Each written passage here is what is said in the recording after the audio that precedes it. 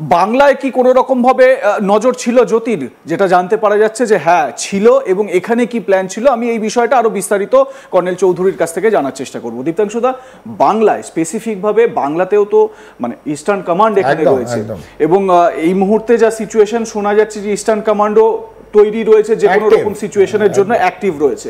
তো বাংলার থেকে এই জায়গা থেকে কি কি ইনফরমেশন, কি কি ইন্টেল যেগুলো পাকিস্তানকে বা বাংলাদেশকে দিয়ে সাপোর্ট করতে পারবে, কি জানতে পারা যাচ্ছে? দেখুন, জ্যোতির মতন মেয়েরা যখন মুভমেন্ট করে, এটা ওর নিজের মতে মুভমেন্ট করছে না, ওকে হ্যান্ডলার যেরকম ভাবে বলছে সেরকম ভাবে মুভমেন্ট করে। হ্যান্ডলার যদি বলে আপনাকে মণিপুর যেতে হবে, মণিপুর যাবে, আপনাকে চায়না যেতে হবে, চায়না যেতে বাধ্য হবে, এবং এর পুরো খরচাটাই ওর হ্যান্ডলার দেয়।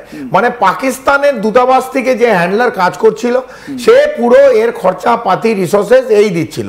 ও শুধু ইনফরমেশনের জন্য ওকে ইউজ করা হয়েছে এবং ওকে তৈরি করা হয়েছে। বিগত 2-3 বছর ধরে 2-3 বার পাকিস্তান কাছে তৈরি করেছে। বিশেষ করে আমরা যেহেতু পশ্চিমবাংলা বসে এইটা করছি, এই প্রতিবেদনটা করছি, তো মানুষের জানা উচিত যে সে পশ্চিমবাংলা এসেছিল, এবং এখন আর খুব এই রিসেন্টলি এসেছিল, এটা অনেক দিন আগে নয়।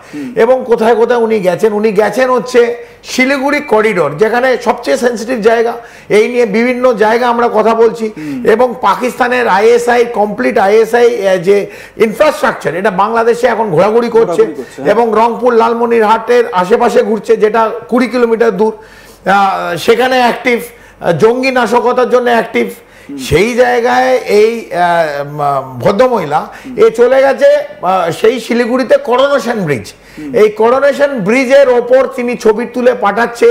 করোনেশন ব্রিজ হচ্ছে একটা ভেরি ইম্পর্টেন্ট লিঙ্ক এই শিলিগুড়ি করিডোরে, যে দুটো জায়গায় এটা লিঙ্ক, নর্থ ইস্টে এটাকে ধরে রাখছে।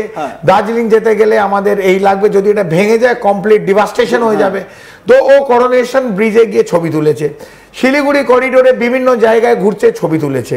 আলিপুরদুয়ারে গিয়ে এই যে ভুটান থেকে আসা এই যে বিভিন্ন রুটগুলো, আমরা একদিন স্বপন আপনার সঙ্গে একটা প্রোগ্রাম আমরা অলরেডি করে ফেলেছি, আমরা জানতাম না তার আগে আমরা এই প্রোগ্রাম, যে কোনগুলো রুট হতে পারে, যে নাশকতার ছকে যে জঙ্গি ঢুকবে বিশেষ করে পশ্চিমবাংলা এবং উত্তর পূর্ব, সেটা হচ্ছে নেপাল, ভুটান এবং বাংলাদেশ।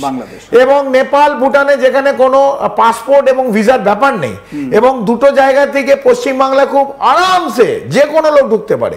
কিরম ভাবে ঢুকবে, কোথায় সে থাকবে, কি তার ইনফরমেশন, এগুলো এই জ্যোতির মতন মেয়েরা, জ্যোতির রানী, জ্যোতি মালহোত্রা যাই বলো একে, কিন্তু এই ইনফরমেশনগুলো সময় সময় পৌঁছে দিচ্ছে।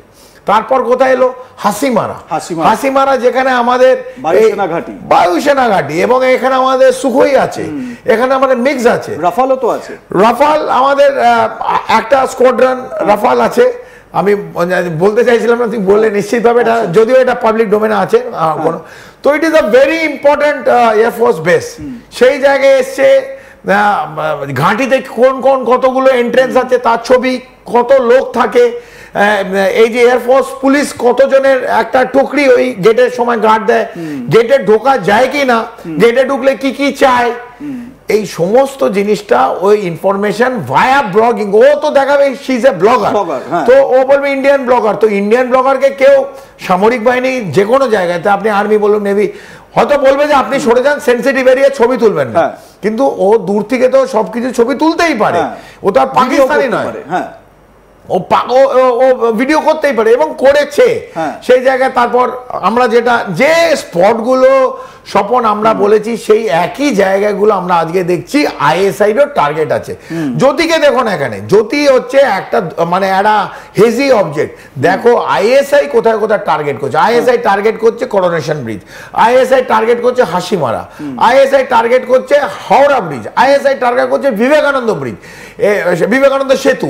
এই সমস্তগুলো কিন্তু আমরাও ডিসকাস করেছি আজ তাক বাংলায়, যে কি কি টার্গেট হতে পারে। একইভাবে আজকে এগুলো কিন্তু খুব পরিষ্কার করে জ্যোতির মাধ্যমে এই টার্গেটগুলো উঠে আসছে। এইটা আমার মনে হয় প্রত্যেকটা কেন্দ্র এবং রাজ্য দুজনের সতর্কতা বার্তা। এবারে একদমই ঠিক এই জায়গা থেকে এই যে যৌথ যে সমন্বয়ে যে সিকিউরিটিকে কাজ করতে হবে, এটা খুব গুরুত্বপূর্ণ। এবারে কর্নেল চৌধুরী, আমরা ওই জায়গাগুলো দেখে নেব যেই জায়গাগুলোতে জ্যোতি মালহোত্রা ট্রাভেল করেছিলেন এবং ভ্লগ করেছিলেন। এরপর হচ্ছে গিয়ে 19শে ফেব্রুয়ারি 2024 বাংলাদেশ। এর সিগনিফিকেন্সটা কি এটাও কিন্তু বোঝানোর মতন রয়েছে। এই যে বাংলাদেশ 19শে ফেব্রুয়ারি 2024, এই সালটাকে মাথায় রাখতে হবে colonel Chowdhury. Very important. 5th August Hasina সরকার উৎখাত হলো, শেখ হাসিনা সাবেক প্রধানমন্ত্রী, তাকে পালিয়ে আসতে হলো। এবং তার আগে ভাগে মানে সেটা ছিল 5th অগস্ট মাসের ঘটনা। ফেব্রুয়ারিতে এই জ্যোতি মালহোত্রা সে চলে গেল বাংলাদেশ। এবং বাংলাদেশের আরো একটা ছবিও দেখাবো। এই যে এই বাংলাদেশের এই যে কালচার, সেখানে কি সেখানকার মানুষ কিরকম ভাবে কথা বলেন সেই সমস্ত ছবি দেখাচ্ছেন একটি মন্দিরেও।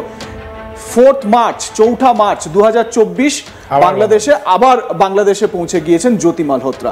এই যে ঠিক কর্নেল চৌধুরী, এই জায়গাটাই আমি দেখানোর চেষ্টা করছি। এই যে জায়গাটা যখনই একজন ব্লগার ব্লগ করে দেখাচ্ছেন, এই জায়গাটা এটা যেরকম যারা ভিউয়ার্স রয়েছেন তাদের কাছে পরিষ্কার চলে আসছে, ঠিক সেই রকম কিন্তু যারা ইন্টেলে কাজ করেন তাদের কাছেও তো পুরো পরিষ্কার হয়ে যাচ্ছে। হ্যাঁ, তাদের কাছে পরিষ্কার হয়ে যাচ্ছে বলে তো অনেকদিন ধরে ওর উপর নজর রাখছিল, ওর হ্যান্ডলারের উপর নজর রাখছিল, দানিশের উপর নজর রাখছিল। এবং দেখুন উনি কোন ফ্লাইটে যাচ্ছেন। আমি দেখেন বসে বসে বলছি বাংলাদেশ এয়ারলাইন্স। হ্যাঁ, এখান থেকে যদি কেউ যেতে চায়, বেশিরভাগ নরমালি যদি ভারতীয় যায় তারা ইন্ডিয়ান এয়ারলাইন্সে যাবে, মানে এয়ার ইন্ডিয়া যাবে। সেখানে বাংলাদেশ এয়ারলাইন্সে যাচ্ছে। এবং কোন সময়গুলো যাচ্ছে, সময়গুলো আপনাকে দেখতে হবে। সময়গুলো যাচ্ছে হচ্ছে আপনি যেটা একদম কারেক্টলি 5ই অগস্ট তক্তাপলটের আগে, তখন অলরেডি বিল্ড আপ হচ্ছে। উনি কি যাচ্ছেন, কোথায় কি পৌঁছেছেন আমরা জানি না। তবে যে জায়গাগুলো প্রবলেমেটিক, যে জায়গায় প্রবলেম হচ্ছে, সেখানে আমরা এই জ্যোতি রানী অথবা জ্যোতি মালহোত্রাকে দেখতে পাচ্ছি। সে ব্লগার হিসেবে যাচ্ছে, কিন্তু ব্লগার হিসাব আমাদের জন্য ব্লগার, মানে যারা বাইরে দেখছে তাদের জন্য ব্লগার। ওর মাথায় অন্য জিনিস পৌঁছানো হচ্ছে। এবং কার কাছে পৌঁছানো হচ্ছে, কি পৌঁছানো হচ্ছে, এই প্রশ্ন, বড় প্রশ্নগুলো যারা ওকে ইনভেস্টিগেট করছে তারা পাবে। বেশ, এর পরের ভিডিওটা দেখাই আপনাদের। এটাও খুব ইন্টারেস্টিং একটা বিষয়। এরপরে চীন সফর করেছিলেন এই জ্যোতি। এটা দেখুন 20শে জুন 20th জুন 2024। এটা খুব ইন্টারেস্টিং কর্নেল চৌধুরী। তার কারণ হচ্ছে এই যে সময়টা আমরা দেখাচ্ছি, তখন বাংলাদেশে তক্তাপলট হয়ে গেছে। মোহাম্মদ ইউনূস তিনি অন্তর্বর্তী সরকারের উপদেষ্টা হিসেবে দায়িত্ব নিয়ে নিয়েছেন, প্রধান উপদেষ্টা হিসেবে। এবং তার পর সেই মোহাম্মদ ইউনূসের তার আগে, এটা জুনে, হ্যাঁ ঠিক অগস্টের আগে তখন এটা পাকছিল আর। এবং মানে আমি এই জায়গাটা একটু বোঝানোর চেষ্টা করছি। মানে তার পরই এই চীন সফর করেছিলেন মোহাম্মদ ইউনূস, শি জিনপিং এর সঙ্গে কথা বলেছিলেন। মানে তার আগে যে কিভাবে সিচুয়েশনগুলো তৈরি হচ্ছিল, সেটা কিন্তু সেই ইনফরমেশনগুলো কিন্তু চলে যাচ্ছিল শত্রু দেশের কাছে। এটা অন্তত এই ভিডিওগুলো থেকে স্পষ্ট। এখন এই জ্যোতিকে জিজ্ঞাসাবাদ করে আরো অনেক তথ্য কিন্তু চলে আসবে। এরপর আমরা দেখাই আমাদের দেশের মধ্যে